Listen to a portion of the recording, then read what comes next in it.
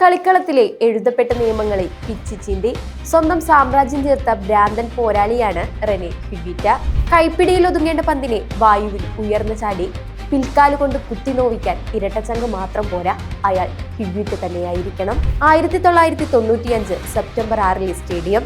ഇംഗ്ലണ്ടിന്റെ ജാമി റെഡ്നപ്പ് തൊടുത്ത long shot goal വലയിലേക്ക് പാഞ്ഞെടുക്കുമ്പോൾ Higuita തന്റെ ശരീരം വായുവിൽ മുന്നോട്ട് വളച്ച് ഇരുകാലുകളും പിന്നിലേക്ക് മടക്കി ഒരു തേളിന്റെ വാലുപോലെ ആ പന്തിനെ അടിച്ചകറ്റി.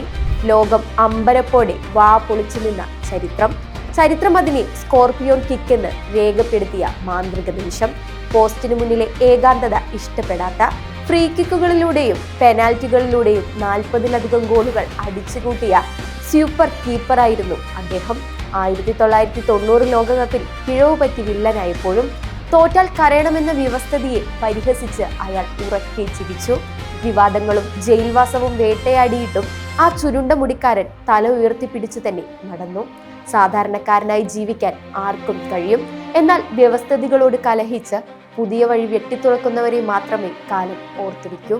കാൽപന്ത് എന്നെന്നും ഓർക്കുക കളിക്കളത്തിലെ ശാന്തരായ കാവൽക്കാരെയല്ല, മറിച്ച് വ്യവസ്ഥിതികളെ കാൽക്കീഴിലാക്കി ഇരമ്പിയാർത്ത ഈ വിപ്ലവകാരിയെ മാത്രമായിരിക്കും.